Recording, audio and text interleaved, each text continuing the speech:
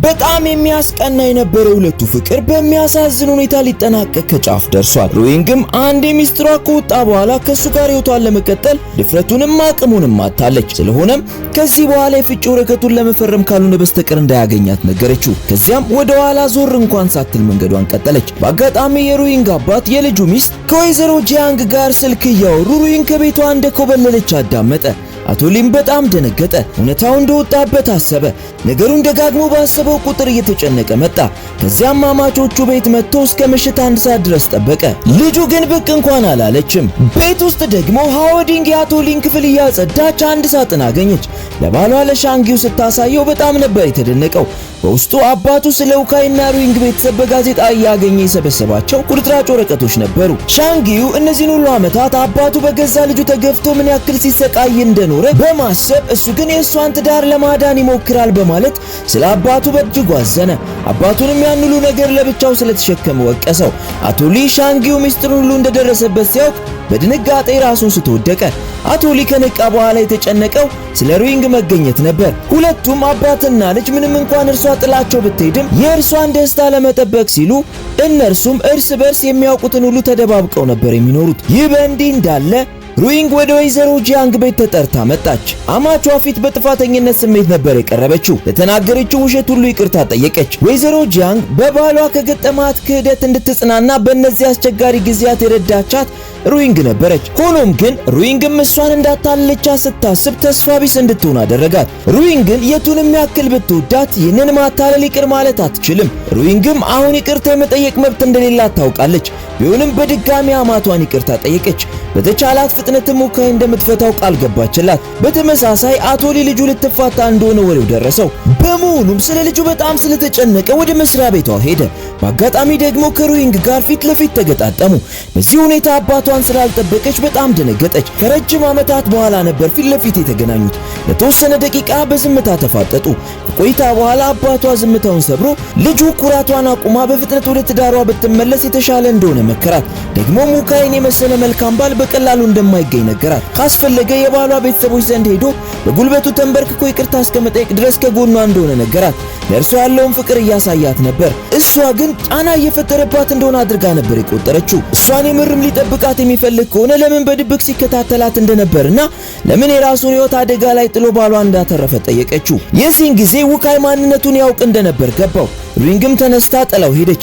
የጥፋተኝነት ስሜት ስለተሰማው አባቷ ሮጦ ተከተላት።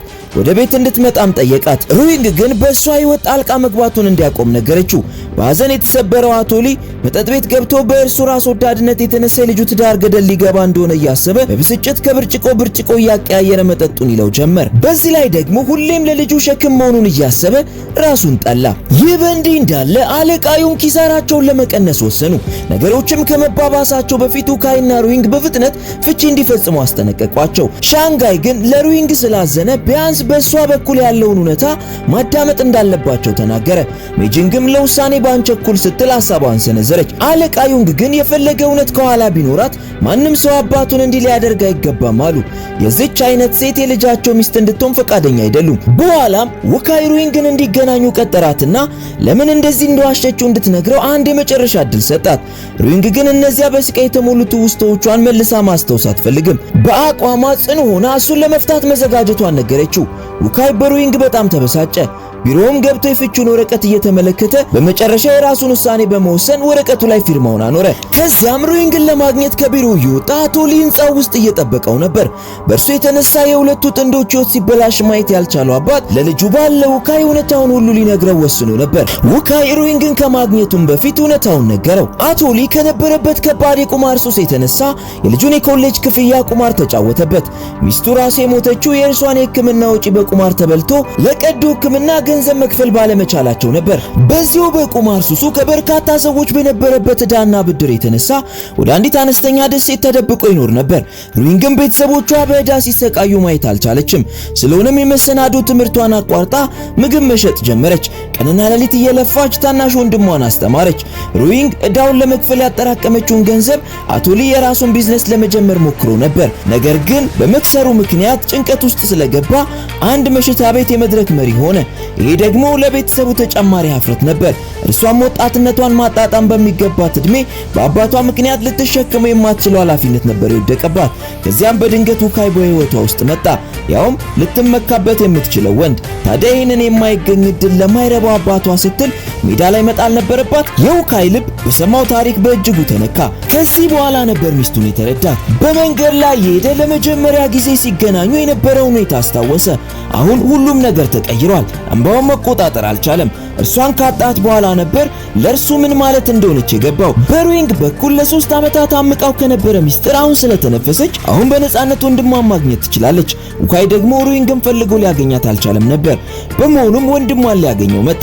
ውካይ ሻንጊው እህቱ ሜጂንግን የራቃት በሩዊንግ ምክንያት እንደሆነ ያውቃል። በዚህም ምክንያት የሁለቱ የፍቅር ግንኙነት ባይበላሽ ደስ ይለው ነበር።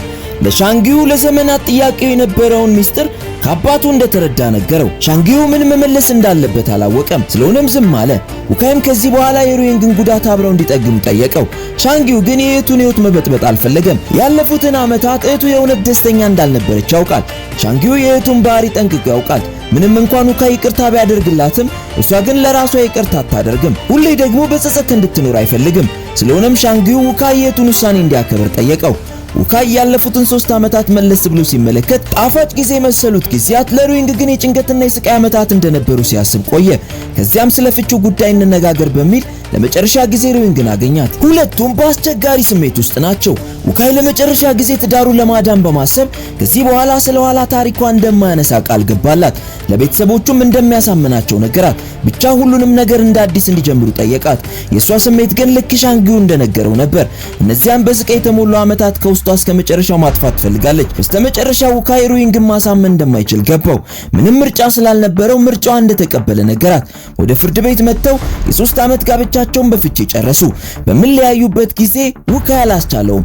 ዞር ብሎ ተመለከታት። ሩዊንግ ግን ምንም ሳትዞር ቀጥ ብላ ተጓዘች። በጣም የተጎዳው ውካይ የጋብቻ ቀለበቱን አወለቀ።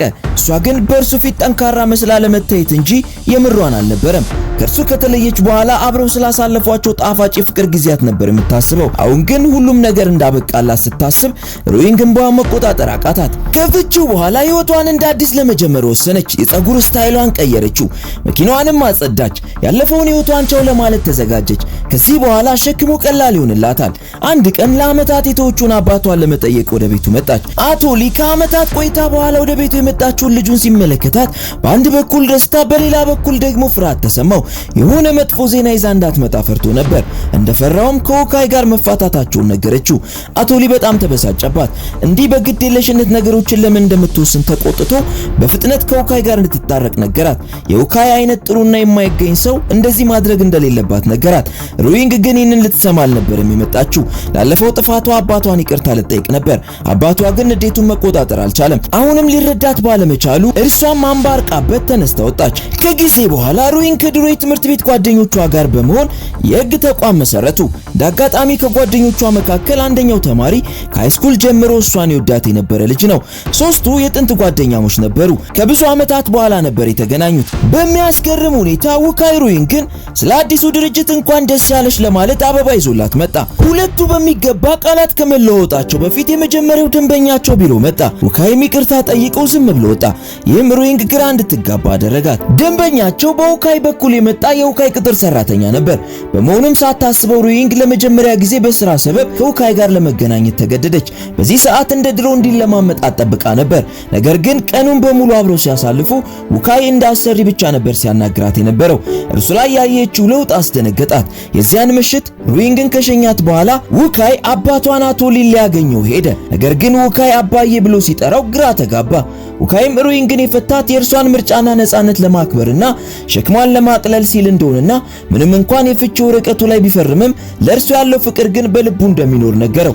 የዚያን ጊዜ ነበር አቶ ሊም የውካይን ልብ በደንብ የተረዳው። የሩዊንግ የልደት ቀን ደረሰ። ጓደኞቿም እንዝናና ብለው ይዘዋት ወጡና ሲዝናኑ አመሹ። ወደ ቤቷ ከመግባቷ በፊት ያ የሚወዳት ልጅ በሯ ላይ ፎቶ እያነሳት ነበር። በአጋጣሚ ደግሞ ነገሩን ውካይ ተመለከተ። ድባቡ በጣም የሚያስጠላ ነበር። ሩይንግ የጥፋተኝነት ስሜት ተሰማት። ውካይ ደግሞ ውስጡ በቅናት እየተቃጠለ ነበር። የውሸት ፈገግታ አሳያትና ደስተኛ በመምሰል ያመጣላትን የልደት ስጦታና አበባ ሰጣት። መልካም ልደት ከተመኘላት በኋላ አጠገቧ ስላለው ሰው ምንም ሳይጠይቃት ልጁን ሰላም ብቻ ብሎት ሄደ። የሱ ሁኔታ ሩይንግ ፍጹም እንድትረጋጋ አደረጋት። ወደ ቤት ከገባችም በኋላ እሱ ያመጣላትን ስጦታ ከፍታ ተመለከተች። በፔርሙዝ ውስጥ በባህር አረም የተሰራ ሾርባ ነበር። በጣም የምትወደው ከመሆኑም በላይ ራሱ ነበር ሰርቶ ያመጣላት። ከዚያ በተጨማሪ የክንድ ቅርጽ ያለው ትራስ ነበር። ይህ ደግሞ ሁልጊዜ እሱ ደረት ላይ ተኛ ስለነበር ነው። ከጠበቀችው በላይ ያመጣላት ስጦታ ልቧን ነካው። በሌላ ጎኑ ውካይ አጠገቧ ስለነበረ ወንድ ማሰብ ማቆም አልቻለም። ሙዱም በጣም ተበላሽቶ ነበር። ለመረጋጋት አስቦ ዳር ይዞ አቆመ። ስለ ሩይንግ ደስታ ባሰበ ቁጥር ከጭንቀት በቀር ለራሱ ምንም ደስታ ሊያገኝ አልቻለም። ቢሆንም ግን ውካይ ሰበብ እየፈለገ ሩይንግ ማግኘቱን ቀጠለ። ከዚህ በኋላ ጓደኛ እንዲሆኑ ጠየቃት። ከዚያም ግንኙነታቸው እየዳበረ መጣ። አንድ ቀን ሩይንግ ካለቃ ዩንግ ተደወለላት። እየሮጠች ወደ ፖሊስ ጣቢያ ስትመጣ የቀድሞ አማቿ ታስራ ነበር። ለማጣራት ስትሞክር ሴትየዋ ስለ ሻንጋይ ትክክለኛ አባትና ስለ ሩይንግ ማጭበርበር ካወቀችበት ጊዜ ጀምሮ ጭንቅላቷ በትክክል እየሰራ አልነበረም። አእምሯን ከሚረብሻት ነገር ለመራቅ የተለያየ ሾው ላይ ትገኝ ነበር። ለሾው በሄደችበት አንድ ቀን አንድ ሆቴል ውስጥ ታዋቂ አስማተኛ ላይ ሻይ ደፋችበትና ልብሱን እንዲቀይር ወደ ራሷ ክፍል ይዛው ገባች። ወዲያው ግን ሚስቱ ካሜራ ደቅና ፖሊሶችን አስከትላ ገባች። ወይዘሮ ጂያንግ የሰው ባል በማማገጥ ታሰረች። አለቃ ዩንግ ፖሊስ ጣቢያ ሲደርስ መጀመሪያ የተጨነቀው ስለ ሚስቱ ደህንነት አልነበረም። የተጨነቀው ማንነቷ ተጋልጦ የቤተሰቡ ስም እንዳይጠፋ ነበር። ወይዘሮ ጂያንግ በዚህ ተበሳጨች። የከፋው ነገር ደግሞ አለቃ ዩንግ ጥፋቱን ሙሉ በሙሉ በሩይንግ አላከከው። እናም ሚስጥሩ እንዳይወጣ ማድረግ ያለባትን ነገር ሁሉ እንድታደርግ አስጠነቀቃት። ወይዘሮ ጂያንግ ደግሞ በትዳሯ ተስፋ እንደቆረጠች በመናገር ንዴቷን በጩኸት ገለጸች። በሚቀጥለው ቀን ወይዘሮ ጂያንግ ቤተሰቡን ሰብስባ የፍቺ ወረቀቱን አሳየቻቸው። አለቃ ዩንግ በአንድ ሳምንት ውስጥ የፍቺ ወረቀቱ ላይ ካልፈረመበት እርሷ ራሷ ፍርድ ቤት እንደምታቆመው ነገረችው። ከዚያም ሻንጣዋን ይዛ ከቤት ወጥታ ሄደች። ቤተሰቡ በጠቅላላ በጣም ደነገጠ። ከቀናት በኋላ ሩይንግ የአስማተኛውን ሚስት አገኘቻት። ሴትየዋም $1 ሚሊዮን ካሳ ጠየቀች።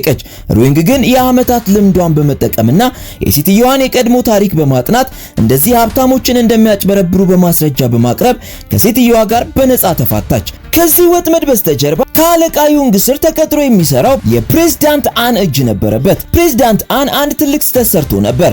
አለቃ ዩንግም ላጠፋው ጥፋት ቅጣት ቀጥቶት ስለነበር ሰውየው አለቃ ዩንግን ለመበቀል ይህንን ወጥመድ እንዳዘጋጀ ሚስጥሩን ሁሉ የደረሰችበት ሩይንግ ነበረች። አለቃ ዩንግ የሱ ቢዝነስ ጣጣ ሚስቱን እንዳሳጣው ከተረዳ በኋላ ይቅርታ ለመጠየቅ ደወለላት። ነገር ግን እሷ በግልጽ ቋንቋ ፍቺው ድርድር ውስጥ የሚገባ እንዳልሆነ ነገረችው። ለዓመታት ከቤተሰቦቿ ርቃ የቆየችው ሩይንግ ደግሞ አዲሱን ዓመት ከቤተሰቦቿ ጋር ለማክበር አስባ ወደ ቀድሞ ቤቷ መጣች። በሩ ላይ ሆና ግን ልግባ ስትል አመነታችና ልትመለስ ስትል ምራቷ ቆሻሻ ለመጣል ስትወጣ ተገጣጠሙ። ምንም እንኳን ከዚህ በፊት ተገናኝተው ባያውቁም አውዲንግ ወዲያው ነበር ያወቀቻት። በፈገግታም ወደ ቤት እንድትገባ ጋበዘቻት። አቶ ሊ ልጁን ቤት ውስጥ ሲመለከት በጣም ደስተኛ ከመሆኑ የተነሳ የሚናገረው ነገር ሁሉ ጠፋው። ሩይንግና ሃውዲንግ በጋራ ራት እያዘጋጁ ቆዩ። ሃውዲንግ ካገባች በኋላ ብዙ የቤት ውስጥ ስራዎችን አቶ ሊ እንዳስተማራት በኩራት ነገረቻት። በስሟ የሚቆጥብላትን ገንዘብ እንኳን ሳይቀር አሳየቻት። የሃውዲንግን ታሪክ ከሰማች በኋላ ሩይንግ የአባቷ ወርሃዊ የጡረታ ክፍያ $150 በታች እንደሆነ አወቀች። ይህም ልቧ እንዲነካ አደረገው። ለሟች እናቷ ተገቢውን ሰላምታና አክብሮት ከሰጠች በኋላ ሩይንግ ፈጥና ከቤት ወጣች። ሻንጊውም ተከትሏት ሊወጣ ፈልገው ነበር። አባቱ ግን አስቆመው። የዚያን ምሽት ሃውዲንግ ምርጥ ራት ለሩይንግ ሰርታ ሻንጊው ወስዶ እንዲሰጣት ጠየቀችው። ሻንጊውም የሚስቱ መልካምነት ለእርሱ ያለው ፍቅር እንዲጨምር አደረገው። ሩይንግም የወንድሟ ሚስት የሰራችላትን ምግብ በደስታ ተቀበለች። ወንድሟንም ሃውዲንግ እንዲንከባከባት መከረችው። ሻንጊውም እርሱና ሃውዲንግ ጥሩ ግንኙነት እንዳለው ነገራትና ከአባታቸው ጋር የተነሱትን ፎቶ አሳያት። እርሷም ምን ያክል ደስተኛ እንደሆኑ ስትመለከት በደስታ ፈገግ አለች። ፎቶዎቹን ወደ ጎን መግለጽ ስትጀምር የውካይን እህት ሜጂንግን ስታይ ደርቃ ቀረች። የቀድሞ ባሏ እህት ከወንድሟ ጋር እንዴት ሊቀራረቡ እንደቻሉ ግራ ተጋባች። ሻንጊውም ስልኩን ተቀብሎ እርሱና ሜጂንግ አንድ ቦታ እንደሚሰሩ ነገራት።